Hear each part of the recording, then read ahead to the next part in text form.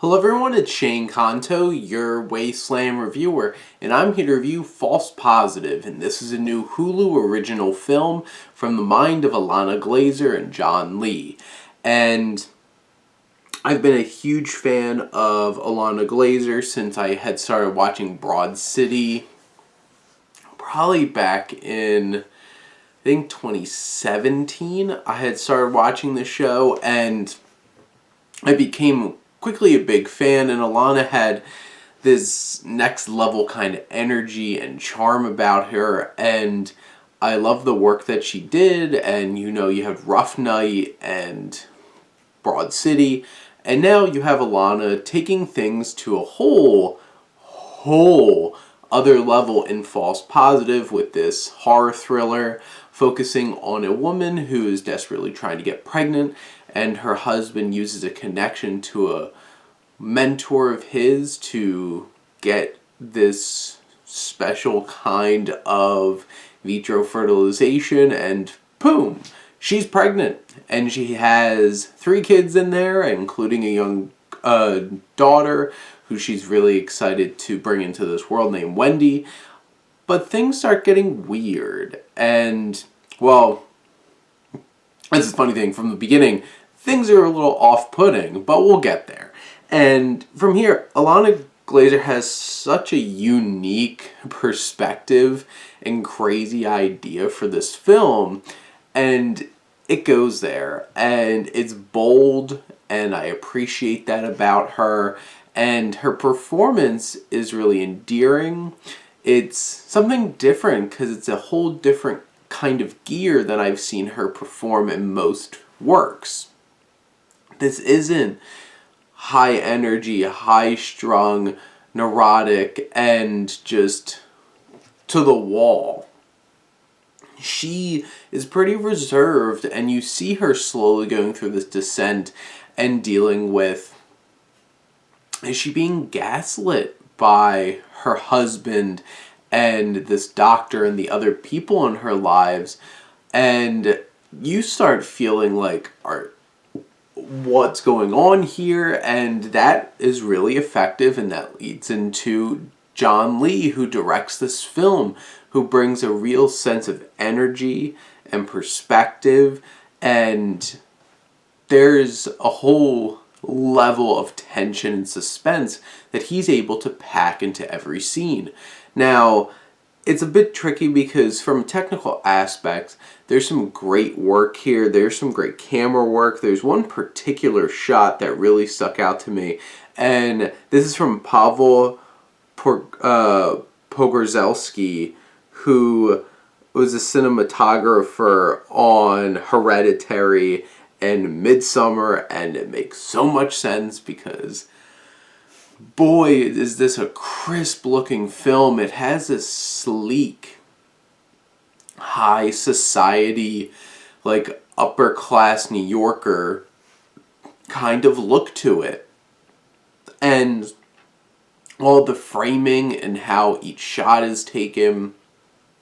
There's one incredible shot in a big climax towards the end of this film with a mirrored look with somebody swinging something at somebody else, and how that just shot and rendered was so impressive. So there's definitely things about this.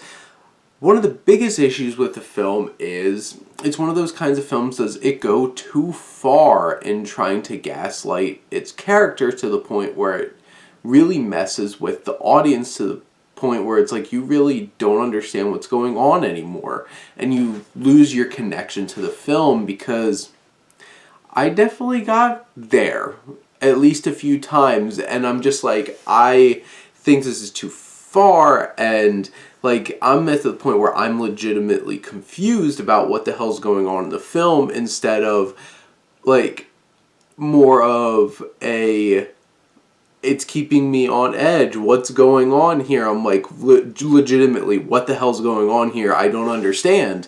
And trying to keep track of that. And it went too far too many times there.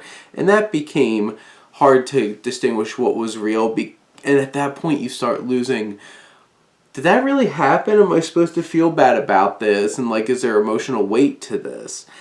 You have Pierce Brosnan in this film, who is really, like, charming, and yet, if you look at the way he looks and his eye movements, he is really creepy from like the start. You look at this dude and you're just like, I would not trust you.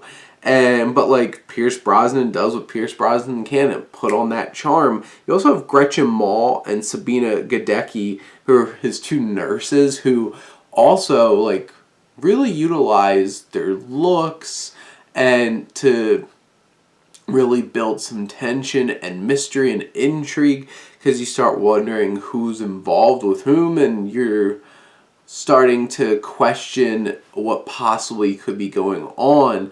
And each of them get put into some different kinds of situations as actors, whether what's going on in those scenes is real or not, or is it just in Lucy's mind, our main character. But they go to some interesting places. Then you have Justin Theroux, who plays Adrian, her husband, which I'm going to die on this hill. I still don't think he's a very interesting or charismatic actor. And, like, he's fine in this film. And, like, I wish for more from that. But, like, this isn't, like... It isn't, like, having Cassavetes in, like, Rosemary's Baby that really bolsters that supporting husband character. It's just Theroux's serviceable, and, you know, he does his thing. And you really have, as this film goes on, building sense of dread and unnerved, and this unnervingness about everything, every conversation, because after a while you're just like, is this real? Is this happening? And it goes a little too far, and by the end, this film is out in left field.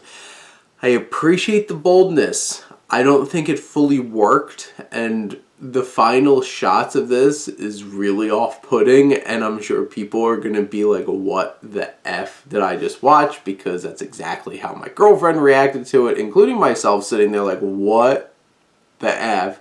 And I can tell, like, you look at the audience rating on Rotten Tomatoes for this, it's like 16%. This just smells like an A24 horror film that people are just like, what is this? And it's definitely going to get those mixed reviews, and that's where I kind of am, right in the middle there. Like, I appreciate it. I didn't enjoy it quite as much as I would have liked, but I definitely think it's worth checking out and experiencing, especially if you're a horror fan, because this is something out there and bold and different. But those are my thoughts on False Positive. Let me know what you think, and let's talk some movies. But thank you as always for tuning in and supporting your Wasteland Reviewer.